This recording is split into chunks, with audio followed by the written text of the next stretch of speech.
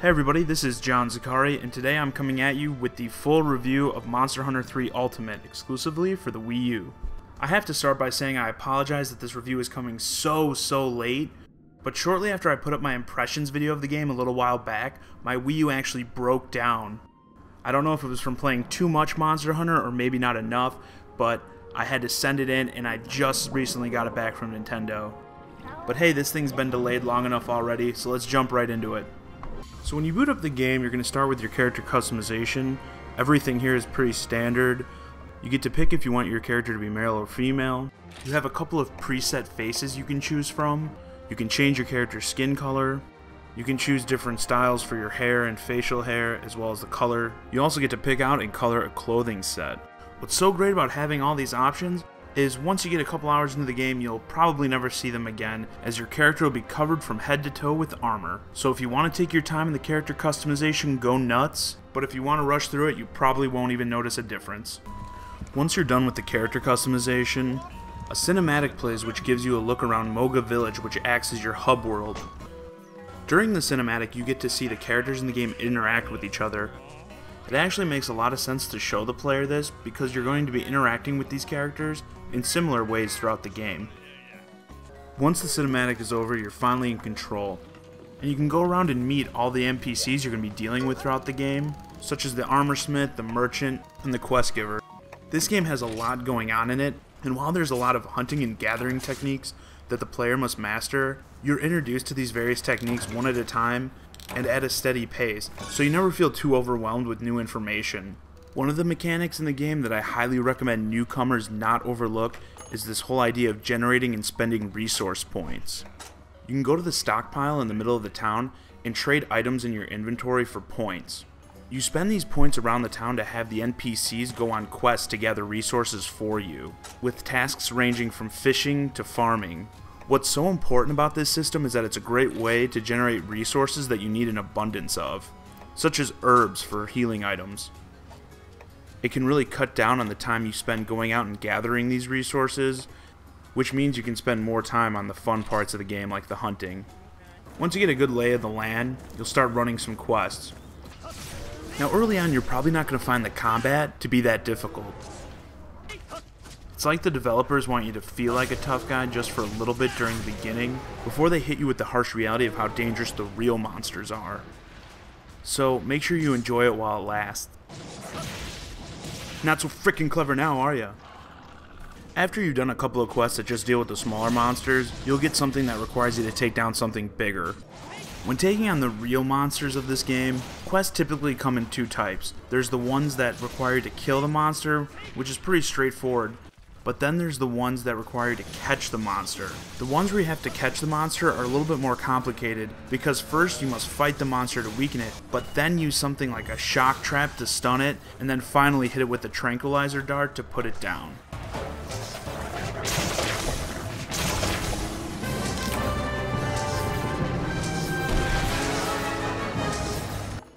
And as I mentioned in my previous video, if you're looking to fight these large monsters without worrying about having the necessary equipment, then you'll definitely want to check out the arena quests, because there you can fight these big baddies with an equipment preset that the game provides you. So it's just a good way to hone your fighting skills without worrying about gear. And as you advance in the game, you will unlock arena challenges that you can attempt with your own items. Once you feel comfortable with the fighting mechanics of the game, then you'll be ready to go into the online mode, which is where I believe the real fun in this game is at. Here you can team up with as many as 3 other hunters to take on the major monsters in the game. All of these monsters have different attacks and different weak points, so your strategies are going to have to change depending on which one you're fighting. These will definitely be the hardest fights you experience in the game, and having good communication with your teammates is almost essential. So I highly recommend you take advantage of the built-in mic functionality on the Wii U's Gamepad. Players can harvest the rare materials needed to make the higher end armor and weapons from these major monsters, and if you use your time wisely while in these bigger hunts, you can quickly gather some of the more common resources you come across. So you can get a lot of what you need just from doing more and more big hunts. Now I really love the online mode in this game. It runs smooth, it's fun to do all these activities with your friends, and it's what I spend most of my time doing. But I do have one major gripe with the functionality behind it. This is with regards to how you join rooms. You can't join a hunt that's in progress, but you can join a room of people that are already on a hunt. So many times what'll happen is you'll find a room that's open, you'll join it, and you'll find out once you get in that the people are already on a hunt. So all you can do is wait for them to finish or go and try another room. This can make finding a game very frustrating, as when joining rooms you have to try to catch people when they're in between hunts. I find that it's typically better just to make your own room and wait for people to join. So now, let's get into the score breakdown for this game. In Monster Hunter 3 Ultimate, gameplay is definitely king. The combat is fast and difficult, but rewarding. Every time you take one of the large monsters down, you feel accomplished. There's hundreds of hours of fun to be had, and I don't want to talk too much about the endgame, but the game somehow manages to keep topping itself on the epic size and scope of these fights. The other systems in the game, such as the resource gathering and the crafting, can be a little complex at times, but it never feels unmanageable. If I was to have one nitpick with the gameplay, it would have to be with the underwater combat. It helps vary things up a little bit, but it just feels slower and clunkier than fighting on land. It doesn't really deter the overall experience much, but it's just worth mentioning.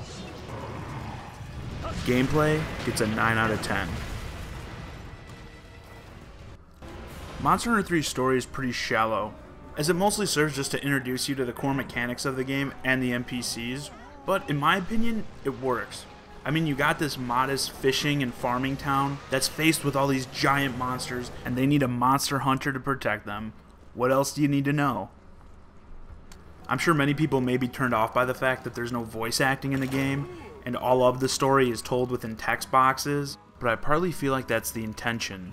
Because if the player wants to, they can talk with these people to learn more about Moga Village, its citizens, or the origination of these monsters.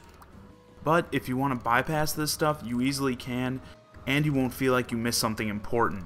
The only thing I wish the story would have explained better is why there's so many half-naked children running around. Story gets a 7 out of 10. Now, one of the things many people tend to hate on with this game is the graphics. This often sparks a debate about the game being a port and whether or not it's worthy to be a full release, and all this other stuff I really don't want to get into. That's one of the reasons why when I rate the look of the game, I specifically call it visuals and not graphics, because I don't think great graphics actually equals great visuals, and while I don't feel Monster Hunter 3 Ultimate is in any way graphically impressive, I think it's very visually pleasing. There's a wide array of environments to traverse. All the major monsters look awesome, whether they be goofy or intimidating, and there's tons of cool looking gear that you can mix and match to make your character truly look like he kills stuff for a living. So again, even though it's not the most graphically impressive thing out there, I think it's something that definitely, if you sit someone down and have them watch you take down one of these giant beasts with 3 friends all covered in awesome armor and wielding crazy weapons, I think any spectator would have to say, wow, that looks cool. And to me, that's what this category is all about. Visuals earns an 8 out of 10. As far as the sounds in this game go, it's got a lot of good things going for it. The music does a great job of building tension as everything picks up once a monster spots you.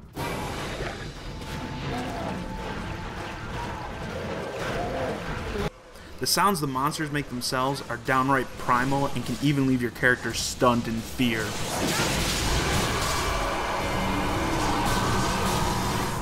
And also a lot of the weapons have cool unique sounds attached to them. I personally had a hard time upgrading this weapon, the Chain Slaughter, because of the chainsaw sound it made. Every time I brought that bad boy down on a monster, I felt like I was channeling my inner Leatherface. And while a lot of these sounds are cool, the chaotic nature of the fights in this game result in a lot of them being smashed over each other, and things can actually get a little hard on your ears, especially if you have 4 melee guys all crunched up together hitting a monster.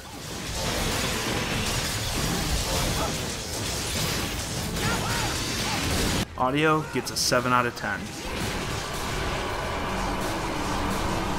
As far as taking advantage of the Wii U's Gamepad, I don't think there's any game that does it better than Monster Hunter 3 Ultimate. For starters, you can set any of the HUD information to be displayed on the Gamepad, as well as arrange it the way you want it, and you can save multiple layouts.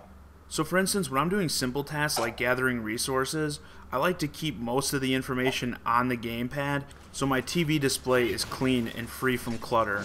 But for instances when I'm online, I want a setup that allows me to see all my vital information such as my life and my map on the TV, but be able to access all my items quickly on the gamepad. And finally, as many of you know, a recent update made it so you can play the game on the gamepad itself. In my experience, I find the game to still look great on the gamepad and run almost as smoothly as it does when playing it through the TV. Any developers currently making a game for the Wii U should take note that this is how you take advantage of the gamepad. Gamepad implementation receives a 9 out of 10. So in the end, Monster Hunter 3 Ultimate catches itself a solid 8 out of 10. This is easily my favorite multiplayer experience to come out this year, and it's one of the top games the Wii U currently has to offer. So if you own a Wii U and don't have this game, go buy it and get out there and kill something.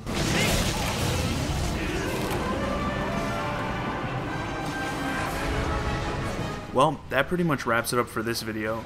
Please follow me on Twitter at JohnnyZakari to receive updates on my future news and video posts. And don't forget to check out Wii U Daily for all your Wii U news. And once again, I apologize for the timeliness of this video, but now that my Wii U is up and running, please let me know in the comments what kind of video content you guys would like to see in the future. Personally, I'd really like to get some stuff together where I interact with you guys in the community. By playing games like Monster Hunter or Injustice or Tekken or Need for Speed, whatever you guys are playing right now, I want to play it with you, either cooperatively or competitively, doesn't matter, just let me know in the comments. You know, and also if there's specific games you'd like to see video reviews for, whether they be full releases or eShop titles, if you'd like to see more Let's Play type videos or even live streams, put it in there and I'll try to make it happen. As always, I'm John Zakari. Thanks for watching.